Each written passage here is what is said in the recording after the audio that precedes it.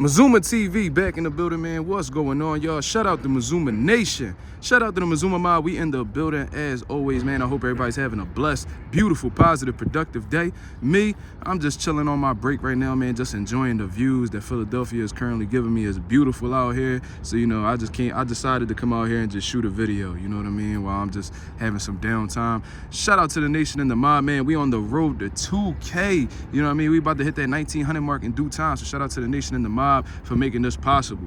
All right, y'all, let's talk about Jaron Ennis and exactly what's next for him, man. We're gonna have to do some process of elimination and really think about things thoroughly and see what's the most realistic option for Jaron Ennis as of right now, man. For those of y'all who haven't been really in tune with Jaron Ennis or what's going on with him, unfortunately, he's been running into a series of unfortunate events, man, whether it's, you know, opponents not willing to fight him, you know what I'm saying, legal issues, you know, with his promoter who unfortunately passed away, got handed over to his wife, so now he's trying to get up out of that situation.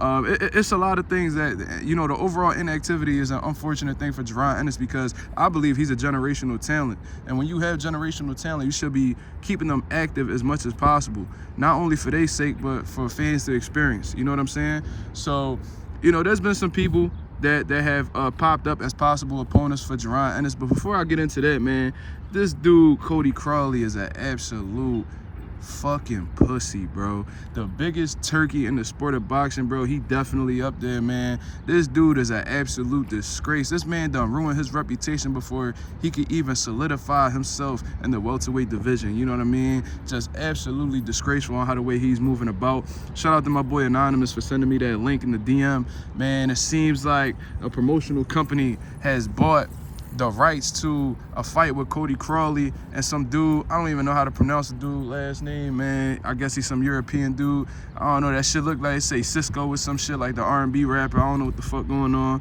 but you know, it looks like Cody Crawley's about to participate in the WBC final eliminator. He's not, somehow that makes sense to him in his head. And according to the reports, you know, that French company, that French promotional company bought the rights for that fight for $477,000, and the WBC is going to be doing a 50-50 split. So if you do the math, man, it seems like Cody Crawley is going to be making around $230,000, and I believe 10% of that is going to be going to the winner. You know what I mean? So, you know, Cody Crawley might walk away from the arena with a little less than $250,000. You know what I mean? And with taxes hitting all that shit, he'd be lucky to walk away with even half of that. You know what I'm saying? But I guess that made more sense in his mind than the Jaron Ennis fight, bro. An absolute disgrace in all honesty. I remember Bozy Ennis came out and said they offered Cody Crawley $300,000 and he turned it down. You know what I mean? And then there was this whole situation where he was supposed to be the #1 guy for the IBF title. Boots put his fight date on hold for that situation and hopes to figure it out. And it looks like Cody Crawley's going in a different direction. So I guess that's what's going on with him, man. Just an absolute duck, man. Absolute turkey. So let's go into exactly what's going on with Jaron Ennis and who he may possibly fight next. And that's two options in all honesty. You know what I mean? That I feel like may be realistic, but they might duck as well. I'm not sure. You know, the first option that I think is most likely going to happen is the Mario Barrios fight. You know what I mean? Mario Barrios wasn't able to fight on the March 31st card that Tim Tszyu and Sebastian Fundora was on due to him having a kid. You know what I mean? He wanted to spend time with his family, which is understandable. You know what I mean? Because when you go into these training camps, you're not really spending too much time with your family. And I guess he's a new father. I'm a new father myself, so I know how that is. You just want to experience every moment with them before you have to go back to work and, you know, take some time away, sacrifice to provide for your family, you know what I mean? So I'm a little bit understanding of that situation, but, you know, there's been a lot of time since March 31st. You know, there's a May date that he could possibly jump on, pause, with Canelo Alvarez and Jaime Munguia headlining the card. He might be able to squeeze onto that card, or maybe later down the line on Gervonta Davis's and Frank Martin's undercard. That seems like a good opportunity as well. Mario Barrios versus Boots Ennis would be a great, you know, co-main event for that fight, or maybe opening bout. You know what I'm saying? Because David Benavidez and Alexander Volzdik is going to be on there as well. So I don't know if they'll be able to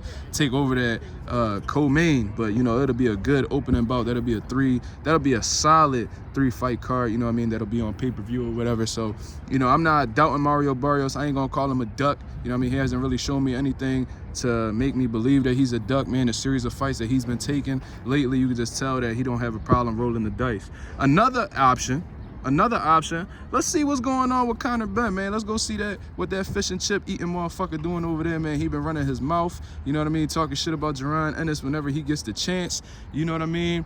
He's not able to fight in the UK no more because you know he love them eggs too much, you know what I mean. He love them eggs too much, you know what I mean. He like running his mouth, and it seemed like he with the smoke. He was talking crazy to Tank and all these other dudes, man. Go knock on Jaron Ennis' door, you know what I mean. Have Eddie Hearn hit up Steven Espinoza, whoever is, you know, running the business for Jaron Ennis, and try to make that fight happen, man.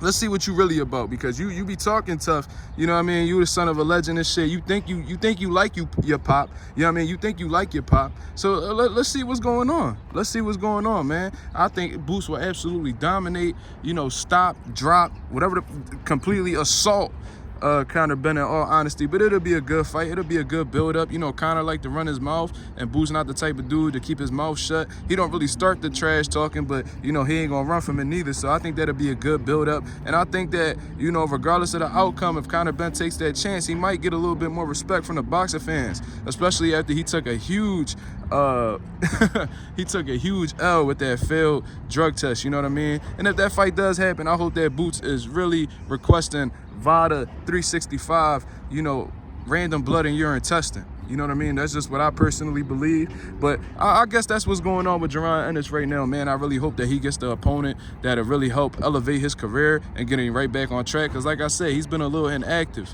You know what I mean? So I want to see him get back in the mix with a good guy, you know what I mean, dominate, you know what I mean, and really build his name in the boxing world. Because a lot of people from the eye test know that he's the truth, but he has to go out and prove it. You know what I mean? He passes the eye test. Now we got to see him, you know, rise to the occasion against certain dudes. And I think that Conor Benn or Mario Barrios will be the steps in the right direction. You know what I mean? So that's my overall take on the situation, man. Shout out to the nation and the mob. Y'all let me know what y'all think in the comments below. This is Mazuma TV. Hit the like, hit the subscribe button if you appreciate the boxing talk. And I'm out of here, man. Peace.